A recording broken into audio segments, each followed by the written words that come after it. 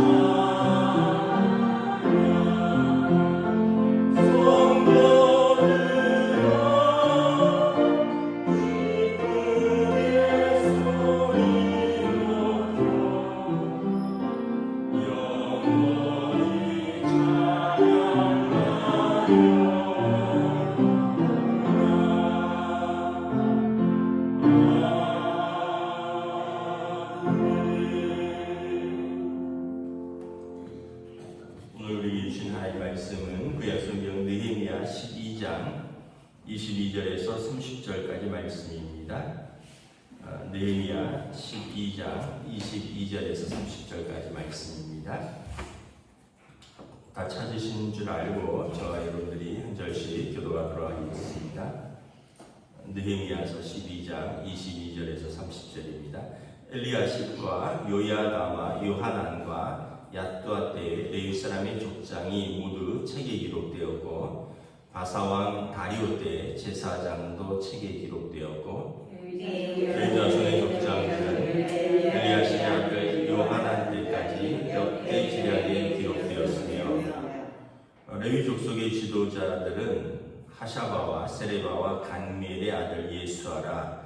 그들은 그들의 형제 맞은편에 있어 하나님의 사람 다윗의 명령대로 순서를 따라 주를 찬양하며 감사하고 마타냐와 박부랴와 오바댜와 무슬람과 달몬과 혹은 다 문지기로서 순서대로 문안의 흑간을 파수하였나니 이상의 모든 사람은 요사닥의 손자 예수아의 아들 요아김과 총독 느헤미야와 제사장 겸 학사 에스라 때에 있었느니라. 예루살렘 성벽을 봉헌하게 되니 각 처에서 레위 사람들을 찾아 예루살렘으로 데려다가 감사하며 노래하며 재금을 치며 디파와 수금을 타며 즐거이 봉헌식을 행하려 하매 이에 노래하는 자들이 예루살렘 사방들과 느도바 사람의 마을에서 모여들고 또 벳길갈과 데바와 라스마의들에서 모여들었으니 이 노래한 자들은 자기를 위하여 예루살렘 사방의 마을을 이루었으리라. 함께 읽습니다. 제사장과 레위 사람들이 몸을 정결하게 하고 또 백성과 성문과 성벽을 정결하게 하니라. 아멘. 할렐루야. 오늘도 새날을 주셨습니다. 하나님께서 은혜와 평강으로 함께해 주시기를 축복합니다. 오늘 말씀에 보면 이제 레위 사람들을 세워서 성전을 봉사할 순서를 정하고 그리고 이제 예루살렘 성벽 봉헌식을 합니다. 23절 4절에 보면 레위 사람들을 쭉 세워서 하나님의 사람 다윗의 명령대로 순서를 따라 주를 찬양하며 감사하고 이제 순서를 따라서 이제 제사장들이 성전을 봉사할 사람들을 세웠다는 거죠. 이게 여로보암 때 이제 다윗 왕의 아들 솔로몬이 지나고 그 아들 르호보암 때 나라가 갈라졌죠. 그 여로보암과 르호보암으로 이제 나라가 남유다와 북이스라엘로 갈라졌는데 그 북이스라엘의 여로보암은 이제 이 예루살렘 성전에 이제 가서 예배드리면 백성들의 마음이 자꾸 이제 글로 쏠릴까봐 오늘날처럼 이제 막 국경처럼 가로막고 이제 베델과 단에 이제 신당을 짓고 금송아지를 세우고 이것이 이제 우리가 예배할 장소다. 그리고 제사장들을 임의로 세웠습니다. 그러니까 여로보암 때 다 망가진 거죠. 이 제사장들을 임의로 세웠다는 것은 레위 지파가 아니고 아론의 후손도 아니라는 거예요. 그러다 보니까 이제 북이스라엘은 점점 더 우상 숭배와 또 그 하나님이 만드신 그 길에서 벗어나게 된 것입니다. 그런데 이제 유대인들에게 있어서 모든 표준은 다윗의 길입니다. 다윗의 길. 망가진 표준은 나쁜 표준은 여로보암의 길이고요. 옳은 길의 표준은 다윗의 길입니다. 그래서 24절에 보면 하나님의 사람 다윗의 명령대로 순서를 따라 주를 찬양하고 감사하도록 세웠다. 다윗 왕 때 어떻게 순서를 정했는지 이거를 조사를 한 것입니다. 그리고 사실은 이제 이때는 뭐 거의 주전 500년경 정도 된 거죠. 그러니까 다윗 왕은 주전 1000년경입니다. 500년이 흘렀지만 이걸 다 조사를 해서 다윗 왕 때 그 순서를 따라 제사장들이 어떻게 섬겼는가, 어떻게 제사 성소에 들어가는 사람들을 어떻게 순서에 섬겼고 25절에 보면 또 문지기들은 또 어떻게 섬겼고 또 앞에서도 보면 찬양하는 자들은 또 어떻게 섬겼고 그래서 이걸 순서를 다 정했다는 거죠. 그러니까 점점 더 이제 하나님 앞에 가까이 다가가는 것을 볼 수 있죠. 무질서하고 또 그냥 아무렇게나 이렇게 했다면 이제는 다윗은 하나님 마음에 합한 사람이잖아요. 그래서 다윗의 명령대로 순서를 따라. 그래서 성경에 보면 레위 사람들이 자기 반차를 따라 섬겼다. 그래서 우리가 자기 순서를 따라 하나님을 섬기는 순서가 되면 그래서 레위 사람들이 그때는 한 일주일 동안 자기를 정결하게 하고 부정한 것을 일체 만지지도 않고 접하지도 않고 그래서 성경에 보면 유세례 요한의 아버지 스가랴도 레위 사람의 자기 반차를 따라 성전을 섬기는 직무가 되었다라는 표현이거든요. 이것이 다 이 다윗의 명령대로 순서를 정하는 것입니다. 그래서 우리가 그런 걸 보면 하나님의 교회도 질서가 있고 또 정한 법대로 하는 것이 있구나. 그래서 뭐 각기 교단마다 다르겠지만 또 이렇게 교단의 헌법도 있고 또 우리 교단 같은 경우는 장로 교단입니다. 장로 교단은 장로라는 그 대의 제도, 대의 민주주의라 그러는데 성도들의 대표를 이렇게 뽑아서 또 그 목회자와 또 장로님들이 함께 이렇게 교회를 협력하여 치리하고 섬기도록 하는 질서가 있습니다. 그래서 교회에 우리 교단에서 교회의 어쨌든 최고 의결 기관은 당회입니다. 이게 질서입니다. 당회가 교인들의 대표, 또 목사도 위임받을 때 교인들의 투표를 받잖아요. 장로님들도 3분의 2의 투표를 받은 교인들의 대표. 그래서 당회라는 이 질서와 조직 그리고 이 교단 헌법에 따라 치리하고 정책을 결정하고 교회들이 모이면 노회라고 있습니다. 이제 우리 교단이 저희 교회가 속한 데는 평남노회라고 이제 교단에서 가장 큰 노회인데 교회가 한 140, 50개 정도 되고요. 너무 많으니까 4개 시찰회로 지역별로 나눠서 우리는 이제 강북 시찰로 해서 우리 노회에서 우리 시찰은 한 40개 정도 교회가 되고 그래서 일반 성도들은 이제 시찰이나 노회는 또 잘 모르는데 그렇다고 이걸 무시해서도 안 되고 왜냐하면 노회 제도라는 게 프레스비테리라고 그러는데 장로들의 회라는 뜻입니다. 노회가 장로들의 모임, 목사와 또 장로들의 모임이 노회고 이곳에서 사실은 모든 안수가 이루어지는 겁니다. 모든 목사 안수, 장로들의 안수는 노회에서 노회의 고단으로 이루어지고 그리고 그곳에서 신학생들을 양성하고 또 전도사들을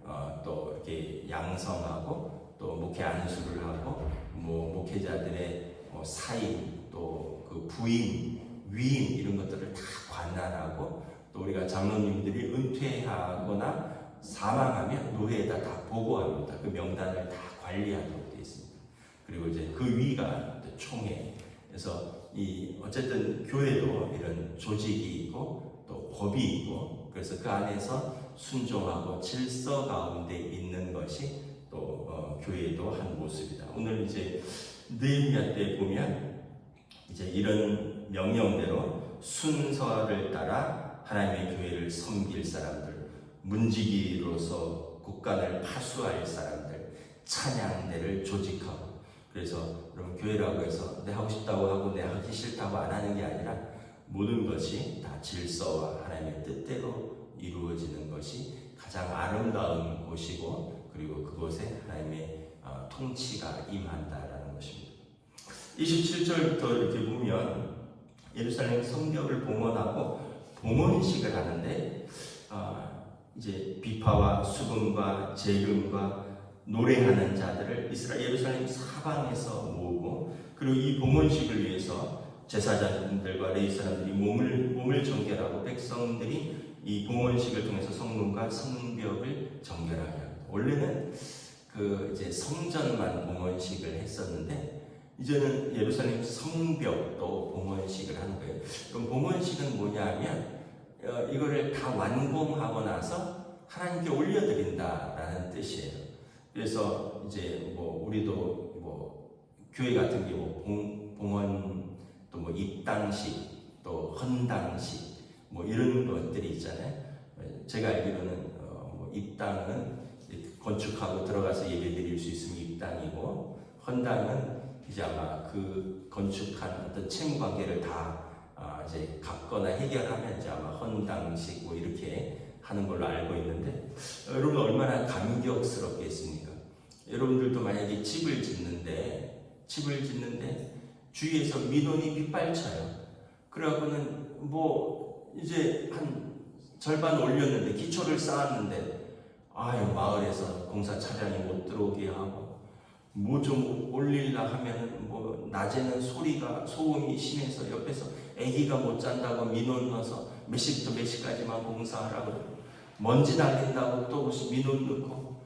여러분 계속 그래 보세요. 얼마나 마음이 상하겠습니까? 그런데다가 그러는 공사가 지연되면서 이제 임금들이 늘어나고 이제 비용이 더 들어가고 얼마나 마음이 상하겠어요. 그러다가 이걸 이제 완공했어요. 마무리를 다 하고 그리고 그 집에 들어가서 이제 하루를 딱 지낼 때 얼마나 감격이 크겠습니까? 지금 예루살렘 성벽이 그런 거죠. 무려 70년 동안 버려진 바 되었고, 적에 의해서 이 성벽들이 다 무너지고 불타고 훼손되고, 그래서 그 안에 잡초들이 자라고 여우들이 뛰어놀게 버려졌는데, 이거를 70년 만에 돌아와서 우리 할아버지가 살던, 우리 아버지가 살던, 내가 태어났던 이곳을 우리가 재건하자. 그래서 느헤미야가 백성들을 격려해서 52일 동안 이걸 재건하는데, 뭐 산발락과 도비아와 뭐 암몬 사람 게셈과 그의 사람들이 계속해서 느헤미야한테 편지하죠. 우리 한번 만나자. 너네가 이거 하려는 것은 독립하려고 하는 건데 바사왕이 좋아할까? 이것은 반역이다부터 시작해서 너희가 만드는 것은 뭐 여우가 올라가도 무너질 것이다. 그러면서 우리가 밤에 올라가서 치겠다. 그래서 사람들이 두려워하기도 하고 마음에 분란이 일어나기도 하고, 잠을 잘 때를 제외하면 전부 다 한 손에 창을 들고 한 손에 벽돌을 갖고 쌓아서 이것을 52일 만에 완공했거든요. 그러니까 얼마나 감격이 크겠습니까? 이스라엘 사람들에게 성전은 특별한 의미가 있습니다. 하나님이 집이고요. 이 성소라는 것은 거룩한 장소라는 것이고, 하나님의 집이고 하나님께서 그 이름을 두신 곳입니다. 그래서 솔로몬 시대 솔로몬 성전을 봉헌할 때 내가 이곳에 내 이름을 두고 영광 가운데 거주하리라. 어떤 사람이든지 이곳에 와서 기도하면 그의 죄를 용서하고 그의 병이 낫고, 이곳에서 와서 그가 하나님을 찬양하면 내가 그를 기뻐하고 복주겠다. 그래서 아픈 사람이나 죄 지은 사람이나 하나님의 전에 와서 그가 기도하면 하나님께서 죄인은 죄를 용서하고 아픈 사람은 병을 고치고, 그리고 그 사람에게 복을 빌어주는, 복을 주는 하나님의 은혜가 가득한 이 성소라는 거죠. 그래서 지금도 예루살렘 성벽은 지금은 무너졌죠. 또 로마군에 의해서 무너졌고, 지금 있는 성벽은 아마 느헤미야 때의 성벽이 아니라 제가 알기로는 십자군 시대 때 어느 정도 재건하다가 또 무너졌어요. 그래서 한 70m 정도 성벽이 남아 있는데, 우리로 말하면 이렇게 생각하시면 돼요. 남산 성곽길처럼 성벽이 어느 정도 이렇게 있다. 그럼 이제 거기 가면 유대인들이 거기서 이렇게 성벽을 짓고 기도를 합니다. 저도 이렇게 가서 성벽을 짓고 기도하는데 마음이 좀 남다르더라고요. 이곳이 다윗 성벽이구나. 이곳에서 예수님께서 예루살렘을 바라보시면서 암탉이 그 새끼를 품듯이 눈물을 흘리며 기도하셨구나. 그리고 그 벽돌 사이사이에 쪽지가 가득합니다. 쪽지가 가득해요. 거기가 이제 자기 기도 제목을 끼워서 그 예루살렘 성벽이 무너진 그 사이에 이렇게 벽돌 사이에 끼워놓는 겁니다. 그래서 저도 2000년에 정확하게 2000년에 가서 제 기도 제목을 써서 이렇게 꼽아놨던, 뭐 주기적으로 뭐 뺄 수도 있겠고 훼손 없어질 때도 있겠지만 그냥 마음에 그래도 예루살렘 성벽에, 다윗 성벽에 내가 내 기도 제목을 써놓고 왔다. 이런. 그래서 지금도 유대인들은 이제 테팔라라고 하는데 이마에 고무줄로 해서 토라 말씀 구절, 신명기 6장의 말씀 구절을 딱 여기 붙이고, 그리고 거기 가서 이렇게 기도를 하고 또 뭐 이렇게 해서 말씀을 보고 다시 꽂고, 약간 좀 이상한데 그 사람들은 신명기 말씀 그대로 그 말씀을 내 손목에 붙들어 매고, 테팔라 손목에도 붙들어 매고 이마에도 붙이고, 매주자라고 해서 집 앞에도 붙이고, 그러면서 그 사람들은 그대로 또 살려고 노력하는 사람들도 있고 그러지 못한 사람들도 있고. 그래서 이 성벽 재건의 의미는 뭐냐 하면 구별됨입니다. 이제 하나님께서 우리를 구별하셔서 우리와 함께 하신다. 아마 여러분들 중에 아마 첫 번째 집을 장만하셨던 그 감격이 있으실 거예요. 두 번째 집도 감격이 있겠지만 아마 그 첫 번째 집을 직장 생활하면서 처음 내 집을 샀다. 그거는 절대 못 잊을 겁니다. 아마 돌아가실 때까지. 물론 그 이후에 더 좋은 아파트를 살 수도 있고 더 좋은 집을 지을 수도 있지만 아마 내 돈으로 벌어서 우리 부부가 첫 번째 집, 우리 아이와 함께 들어갔던 그 집에 대한 그 기억은 절대 못 잊을 겁니다. 이제 예루살렘 성벽을 재건하는 그 감격이 얼마나 컸는지 28절에 보면 예루살렘 사방에서 또 느도바 사람의 사방에서 마을들이 모여들고 여러 마을 백길과 게바 아스메들에서 사람들이 다 모여들어서 비파와 수금과 재금을 치면서 노래를 부르며 예루살렘 사방에서 모여서 찬양하고 집회를 열고 떡을 먹고 양을 잡고 이제 온 축제가 벌어지는 거죠. 그러면서 이것을 봉헌하는 겁니다. 몸을 정결하게 하고 하나님 앞에서 이것을 거룩히 봉헌해서 하나님이 우리와 함께 하신다. 이 성벽은 하나님이 지키시는 성벽이다. 이 성전은 하나님께서 우리와 함께 하시고 우리의 기도를 들으시는 하나님의 집이다. 이것을 기뻐하는 것을 바라봅니다. 말씀을 마치도록 하겠습니다. 무엇이 우리의 기쁨인가? 하나님을 기뻐하면 이것이 우리의 기쁨이 됩니다. 하나님을 기뻐하면요, 우리의 마음이 새로워지고 우리의 관계들이 새로워지고 우리의 삶이 거룩해지고 그러면 우리가 사는 그곳이 이렇게 하나님께 봉헌되는 것입니다.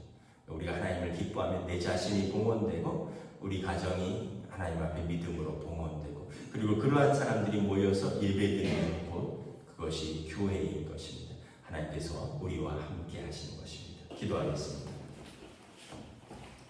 하나님 은혜를 감사합니다. 느헤미야와 학사 에스라가 모든 것의 기초와 또 질서들을 잡아나가는 것을 바라봅니다. 예루살렘에 이제 이스라엘 주민의 10분의 1이 거주하고 그리고 성전을 섬길 제사장들, 레위 사람들의 명단을 다 기록하고 그리고 그 사람들은 다윗의 시대에 그 다윗의 명령대로 순서를 따라 주를 찬양하고 감사하고 제사 지내고 문지기로서 성을 지키게 하는 것을 바라봅니다. 모든 것이 다윗 시대에 그 가장 하나님 기뻐하시던 그 시대로 회복하고자 하는 열망과 그 질서로 돌아가는 것을 바라봅니다. 그리고 이제 느헤미야가 드디어 52일째 성벽을 재건한 것을 감사함으로 온 백성이 하나님 앞에 기뻐서 성벽을 봉헌합니다. 백성들과 제사장들이 레위인들이 몸을 정결케 하고 하나님 앞에서 예배드리며 기뻐하며 찬양하며 성벽을 봉헌하면서 하나님께서 우리의 성벽이 되시며 하나님께서 우리를 지켜주실 것이다. 우리는 더 이상 수치를 당하지 아니할 것이다. 왜냐하면 하나님께서 우리와 함께 하신 이러한 마음으로 그들이 성벽을 봉헌하는 것을 바라봅니다. 무너졌고 회파되었고 불탔고 무성하게 버려졌던 하는 것들이 하나하나 재건되는 것을 바라보며 그 백성들의 마음에 하나님을 향한 감사와 기쁨으로 가득 차는 것을 바라봅니다. 우리의 삶에서도 우리가 무엇보다 하나님을 기뻐하고 하나님 앞에 우리의 삶을 올려드리는 믿음을 가질 수 있기를 원합니다. 그럴 때 우리의 삶의 질서가 잡히고 우리의 삶에 무너졌던 것들이 하나하나 세워지고 그럴 때 우리의 삶이 거룩하고 하나님을 향한 기쁨과 또 우리 주신 사명을 감당하는 기쁨으로 가득 찰 줄 믿습니다. 오늘도 이 믿음으로 나온 사랑하는 성도들에게 성령님 인도하여 주시옵소서. 감사를 드리오며 우리 주 예수 그리스도 이름으로 기도드리옵나이다. 아멘. 하늘에 계신 우리 아버지의 이름을 거룩하게 하시며 아버지의 나라가 오게 하시며 아버지의 뜻이 하늘에서와 같이 땅에서도 이루어지게 하소서. 오늘 우리에게 일용할 양식을 주시고 우리가 우리에게 잘못한 사람을 용서하여 준 것 같이 우리 죄를 용서하여 주시고 우리를 시험에 빠지지 않게 하시고 악에서 구하소서. 나라와 권능과 영광이 영원히 아버지 것입니다. 아멘.